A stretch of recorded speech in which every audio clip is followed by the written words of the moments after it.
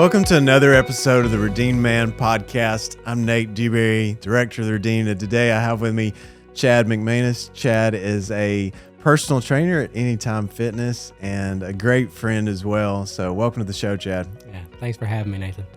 Well, I want to jump right in with kind of some quick rapid fire questions just so our audience can learn a little bit about you and loosen you up a little bit. So who do you admire the most?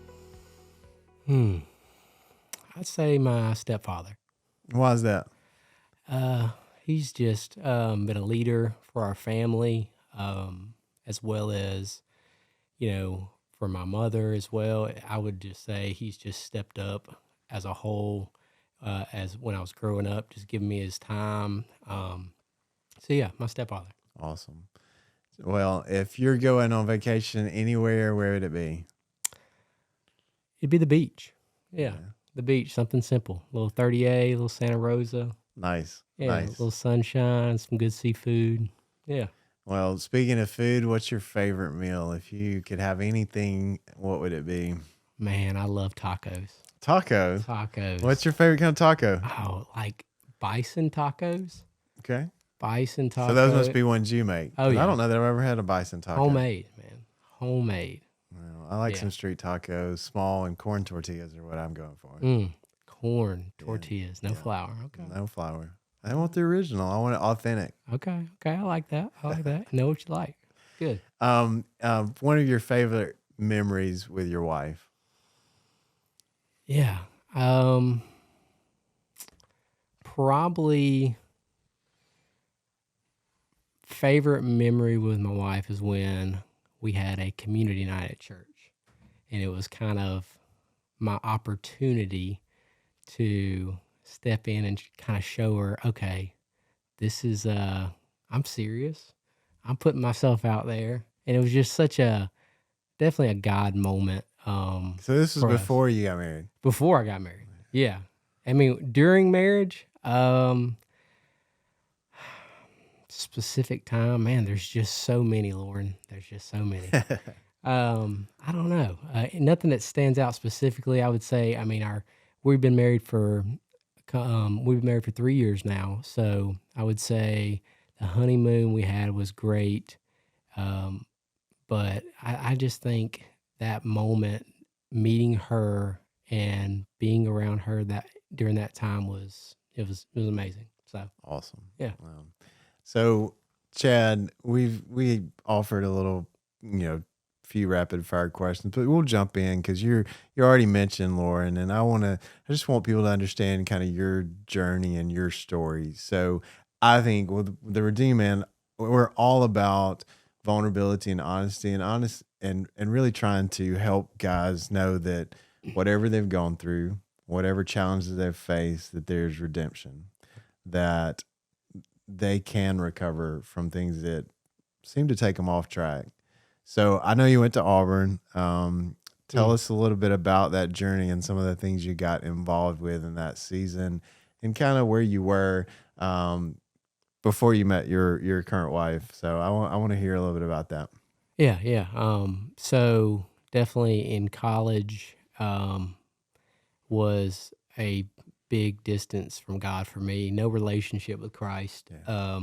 Just living in the world, living in sin, and just caught up with drugs and alcohol and, just skating by, trying to go through the motions in life, putting on a good little smile and just to show everybody I was okay, which I wasn't. I was dead on the inside. Yeah. And I was grabbing on anything in the world, and it promised so much but gave so little. And so, I did graduate from Auburn, thankfully. And your degree in? Yeah, exercise science. Okay. So, specialized in exercise science, a lot to do with fitness. But I would say, just being that time, being in the world, I was lost and looking for an answer in this, looking straight ahead instead of looking up. Yeah. So you got married early, right? Yeah. And talk a little bit about, being a young man, getting married, not being in the best health, honestly, spiritually, and how that impacted that relationship and kind of what ultimately ended in divorce. Because I think sometimes it's easy to focus on the now, which is again the great part. We get to do that because that is the redemption side. Right. But there's some guys that are still on the other side, and so kind of share a little bit about your journey and even some of the emotions that you faced after your first marriage ended in divorce. Yeah, I mean, I got married at 25 years old, and I mean I was a young 25, and God nowhere near our relationship, and just through that, getting married in a long relationship prior to marriage, and was married for a very short period of time, and I think that was I would say that was such a big platform for that destruction of that marriage, Yeah. and it just obviously living in sin in those moments before marriage, and just understanding that we built our house on sand, and unfortunately that just doesn't hold up. Yeah. But thank God for redemption. Yeah. And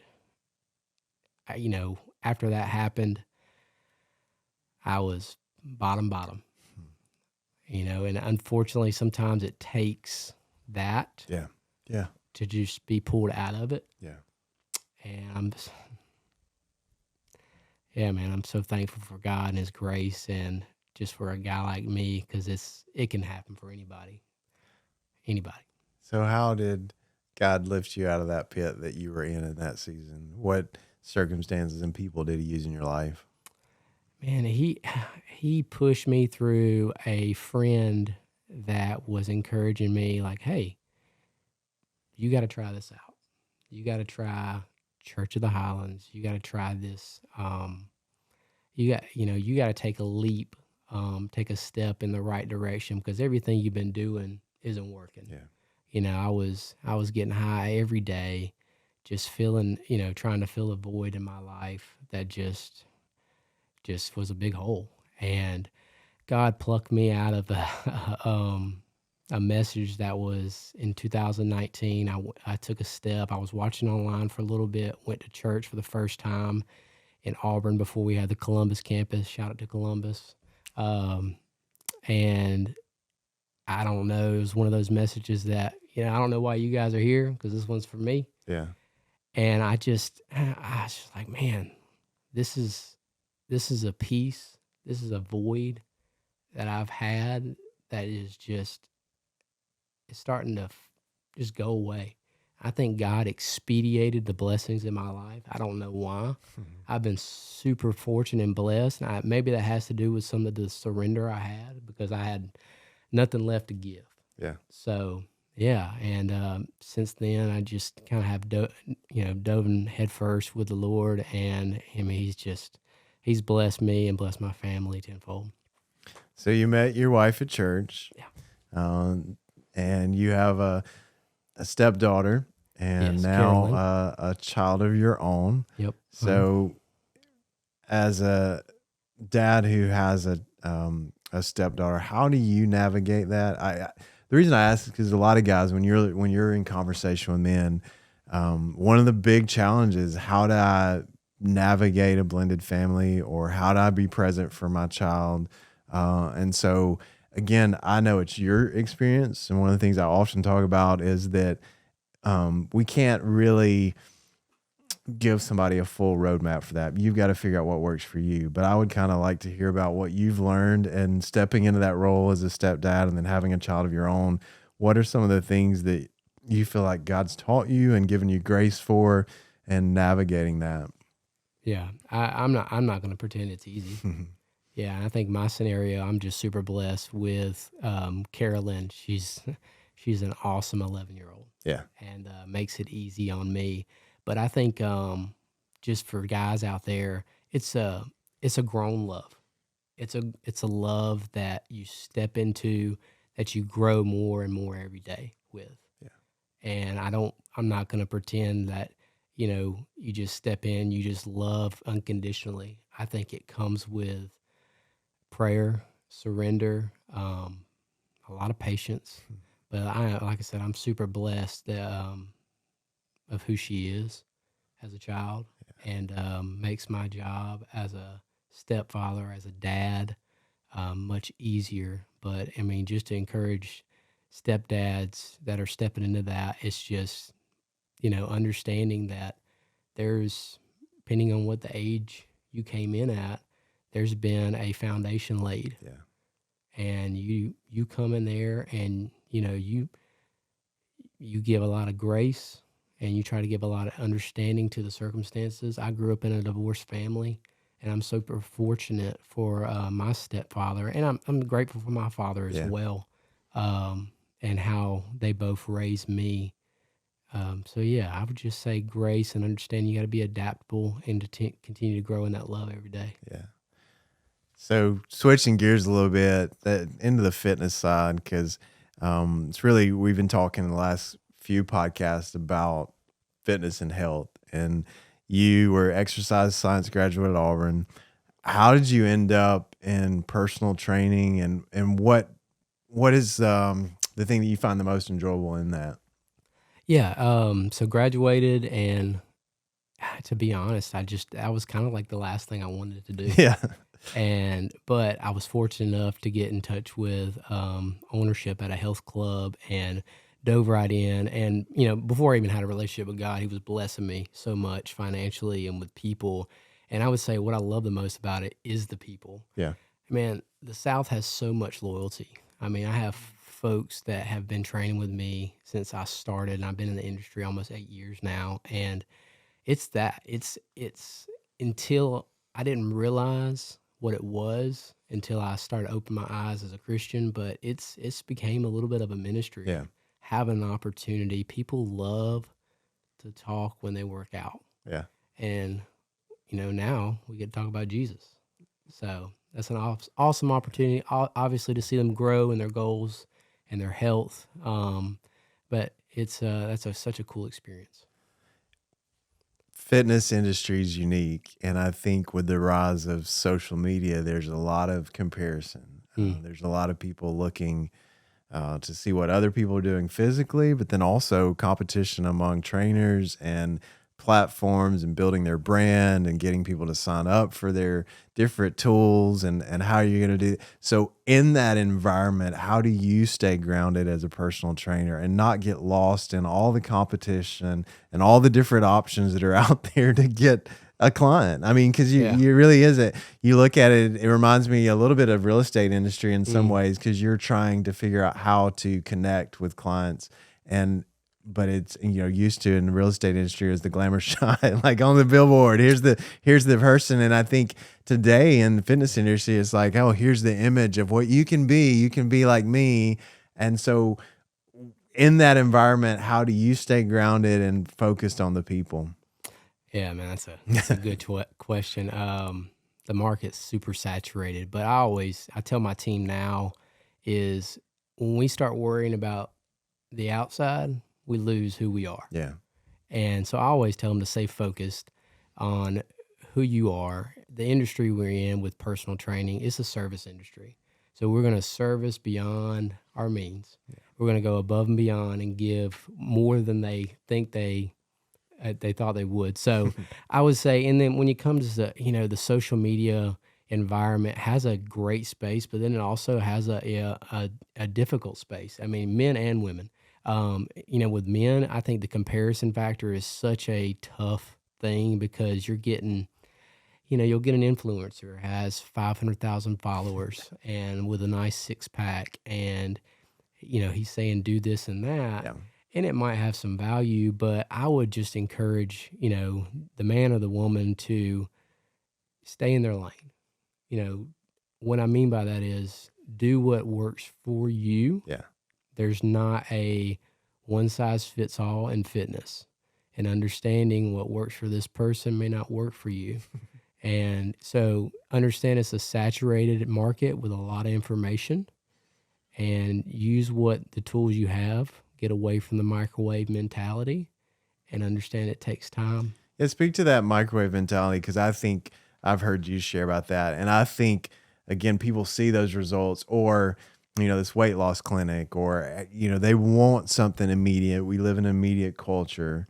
Right. And talk a little bit about people that see immediate quick results and the danger of that, Yeah. and then how to maintain a healthy lifestyle. Right. I think it's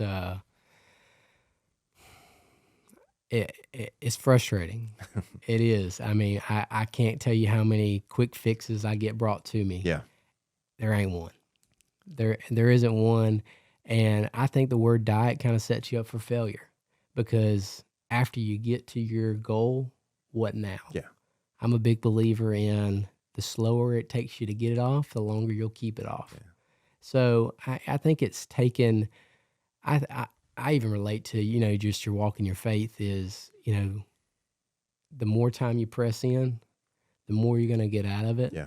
And understanding that the walk with Christ is never ending. The walk in health and fitness is a never ending thing. So there's no shot, there's no pill, there's no plan. That's just going to get you there in 35 days and you be done with it. So, yeah, I think, it's habits. And if we build habits that maintain a certain lifestyle, that's so much better than, hey, I'm going to do this to achieve this goal, and then it's complete. Because what happens when you achieve a goal, you find a new goal, and then you're right back where you were in that area if you're not careful. Exactly. No, I agree 100%. Yeah. So in that arena and environment, how do you care for your own body? And then what are the challenges or expectations that you may even have from clients or thoughts that they have about you and your own fitness journey? Yeah. I mean, I'm not going to pretend to sit here and say I work out 7 days a week. And I know Chad well enough to know how much he works out. Yeah, so yeah. I like to give him a hard time. Yeah. It's a great question. I think I want to stay healthy, and I exercise as much as I can during the week, at least 2 to 3 times for me. Is that intense CrossFit training? No. Is it good cardio with some strength training? Yes. I feel as if my investment into myself is to always stay healthy.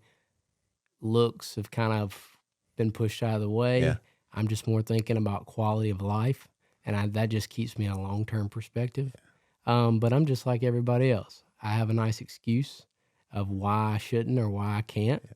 And, that's a real struggle regardless if you're in the industry or not. Yeah. And I think one area that I think really do, for at least from our conversations, well in is your diet, what you eat at home and planning and kind of cooking and meal prepping. Talk a little bit about how you do that for your family. Again, I know every situation works different for different people, but in your environment, what are some of the things that you've learned that works for you? Yeah, I mean, I think guys and families that, time is a huge constraint. Well, let's just pick it up because it's easier. It's quicker. Exactly. And usually when you make a decision 30 minutes before you are about to eat a meal, it's probably not going to be the best one. Right. So the best advice I give to anybody is preparation. And I'm not a big believer in, okay, you need to have the same 6 meals every single day, 5 days a week, and be perfect. But I think you can set yourself up for success and have certain meals planned out. I think not only will that give you a good lane to stay healthy, but, save you some money too at the grocery store, so, which is great. I know you're a big proponent of not only physical health, but mental health and how those two work together. Right. I would like to hear in your own life what you've learned about how those two are so intricately tied together, because I know even from our own, discussions about your life and battles that you've had and how physical activity helps with that. Oh yeah, man. It's I probably do it more for my mental health than I do my physical health. The stuff that happens when you exercise and move it's an amazing thing. Dopamine is an amazing thing, and that is something that is going to help you with dealing with, maybe it's a stressor, maybe it's anxiety. I think for me, my journey for fitness stays engaged when it comes to dealing with anxiety. Yeah. Just to share something about, that's something I've struggled with for a while. And I know when I'm in, really on my game with exercise, it's such a huge factor with what's going on between the ears. Yeah. For sure. Now, you mentioned anxiety, and in our culture today, it's talked about a lot. Yeah. And in research today, we see how many more people are struggling with mental health and the issues that impact every area of their life. What do you think has caused the rise in anxiety among people? Or do you think it's always been there, we're just more aware? And there's no right answer. I mean, I just want to know what your thoughts are. Yeah, I think there's not one answer. But if I can specifically relate to men and anxiety because I have empathy for that, I would say it's being inactive. It is being sedentary. I think it's the foods we eat. I think all that plays a factor with the chemicals in our brain. We can dive a little, deeper into why there may be an anxiety attack or anxiety in your life, and I think it has to do with the chemical balances in your brain, whether that's dopamine levels or serotonin, and that all is going to play a factor in how you're eating and how you're exercising. And I think we're going to attack it physically, but you got to attack it spiritually too.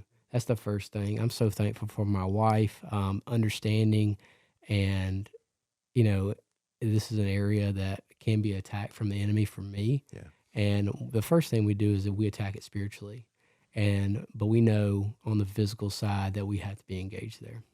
So. What aspect does relationships play into both physical health and mental health? Because I know that's, I think, a huge aspect of it. And what do you see in your encounters with your clients and how relationships play into their both mental and physical health? Yeah, you mean along the lines with my clientele with their relationships? Yeah. Like, what are you seeing that's common in their success in the relationships they have around them, and even their failures in the relationships they have around them? Yeah, I would say if we're talking about their fitness journey, it's just, I always tell them, is your goal bigger than your moment? Is your why you're gonna have moments throughout the day that's gonna scoop you up and get you away from your goal. Is that gonna take you away? Those moments gonna take you away from your goal? And then is this an investment into yourself? How much of a priority is it? And those are the questions I ask. I have, I'm thinking about a few specific clients that are just, always on point. Whether it's with their food and exercise. Yeah. And I think they made a long-term commitment that I'm going to increase my quality of life, the success of the weight and the muscle and the fat that comes off. At the end of the day, that's in the back end. So, yeah. How do you surround yourself with people who encourage and help you maintain the lifestyle that you want to? Yeah. I surround myself with people like you, Nathan. Yeah. I love about that one.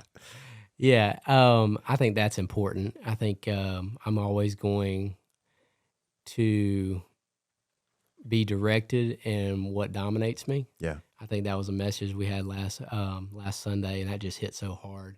But I think that can be what dominates you, directs you, as well as like who's around you. Yeah. And so I've tried to surround myself with people of like-minded intentions, with good Christian people. That's been a tough one for me. Yeah. Completely honest there, because I grew up here, and not everybody shifts in the same direction as you do. That's true. That is true. And it's hard. It's hard, man, because you love the boys that you grew up with. Yeah. Those are your people. But sometimes you want to go in a different direction, and there's opportunities to lead there, but there's also opportunities to move on. Yeah. So you got to be selective. Yeah. For sure. Yeah, your friends play so much into who we are, and not only in our spiritual life, but in every aspect of our life. If you are overweight, oftentimes you can look at the people around you, or an unhealthy lifestyle, just like it reflective on the people around you. If you want to change your lifestyle, often you have to change your environment. You have to change the people you're around. And I know you probably see that all the time, even in your industry, of how people will make changes, but then they go back to the environment where the circumstances have it changed, whether that's what's available in the home in the refrigerator or just a sedentary life. Yeah, I agree. I mean, whether it's the friends that are around you, it's hard to hold up the path you want to go on, whether it's a fitness journey, whether it's your journey with Christ, and to be circled around with the same atmosphere you were already in. Yeah. You open up that refrigerator and there's ice cream in it. I'm going for the ice cream. Yeah. So it just don't stay in the house. And if it does, it's going down. So, it's the same mentality from a spiritual and physical side there. Yeah. So you came to know Christ, drastically changed your life, but we all know that it doesn't fix everything. So post coming to know Jesus and really surrendering your life to him, what has been some of the hardest challenges you've faced? Yeah, I'd be just dealing with, I know this is going to sound off, but dealing with blessings. Yeah. Like being blessed, but not forgetting who blessed you. And that has been a challenge for me of just staying engaged. Yeah. Keeping that flame lit. Yeah. And understanding the peace, the joy, the love that was given that I didn't once have was not through the world. And it's got some beautiful stuff, man. And I'm thankful for being pulled out of the situation I was. But I would say, it's it's the what now factor. It's the fitness hitting your goals. And now what? Yeah.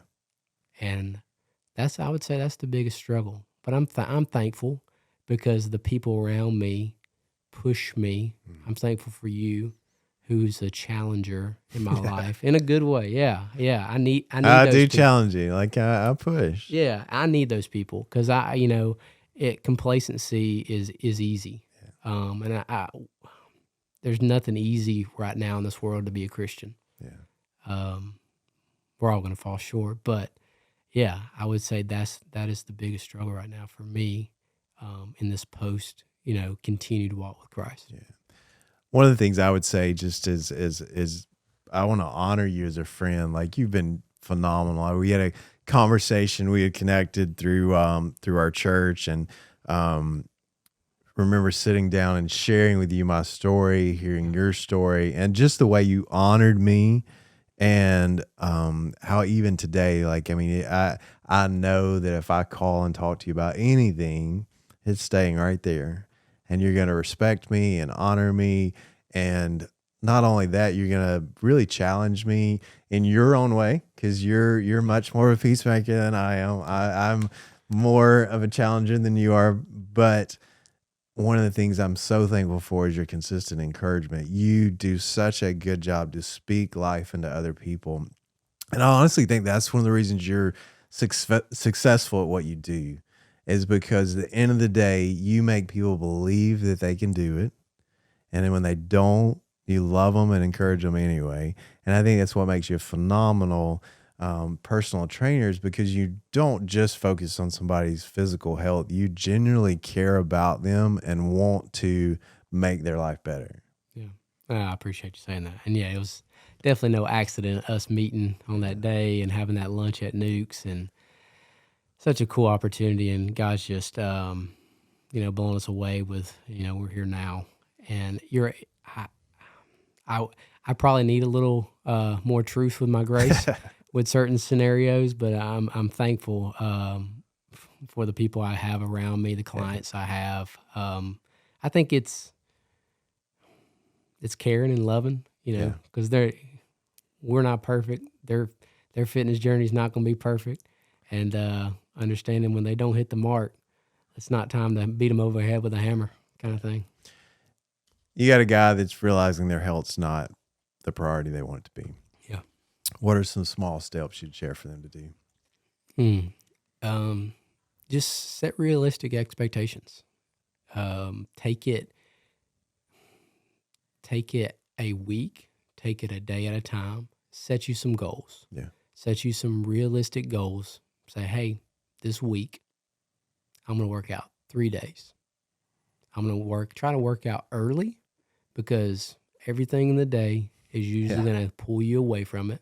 The most successful people, the most consistent people I see that stay in the gym are the people that go early. Yeah. That's just the truth. So I would say realistic goals.